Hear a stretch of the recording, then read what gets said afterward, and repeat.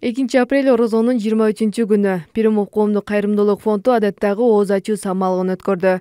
Бул ифтарлык кечесине Ош шаарында окуган чет элдик студенттер, иштеген мугалимдер, башка өлкөнүн жарандары конокко чакырылган. Жалпысынан Ош шаарында жашаган 150дөн ашык чет элдик жарандар келишти.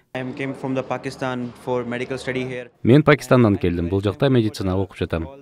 Бизге ушундай бирге чогулуп ооз ачар кылуу мүмкүнчүлүгүн түзүп берген биздин Ош муунун мугалимдерине терең ыраазычылык билдирем. Бул жерде бизди жакшы тосуп алышты жана жогорку деңгээлде сонун иш-чара болуп жатат. Четтен келген студенттердин бир жерде чогулуу мүмкүнчүлүгү үчүн чоң рахмат. Уюштуруучуларга узун өмүр жана мамлекеттин өнүгүшүн каалайм.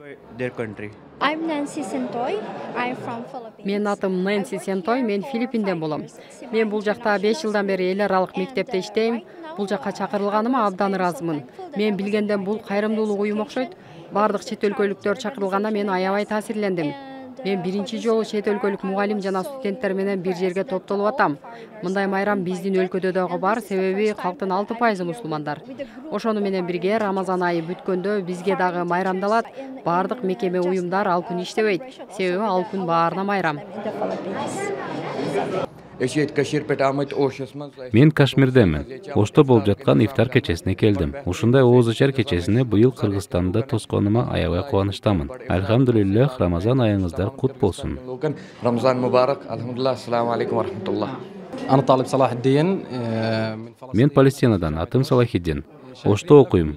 Бул ифтарга Индия менен Пакистандан ар улуттун өкүлдөрүн чогулткан фонд үчүн абдан ыраазыбыз жана ушул ифтар үчүн кыргызстандык бир туугандарыбызга рахмат. Рамазан мубарак болсун.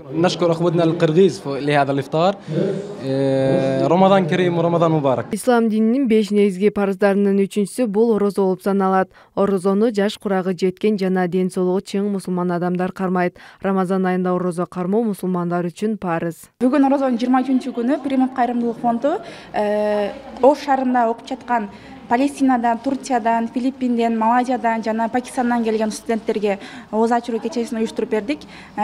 Негизинен жалпы 150 студент келди жана 10 мугалими келип, бул жерде жакшы ифтар уюштуруп, өздөрүнүн ыраазычылыктарын айтып кетишти. Негизги максаты Ош шаарында окуп жаткан мусапыр болгон студенттерге жакшы ифтар кечесин уюштуруп берүү жана орозо айында аларга жагымдуу кечени тартуулап берүү болду.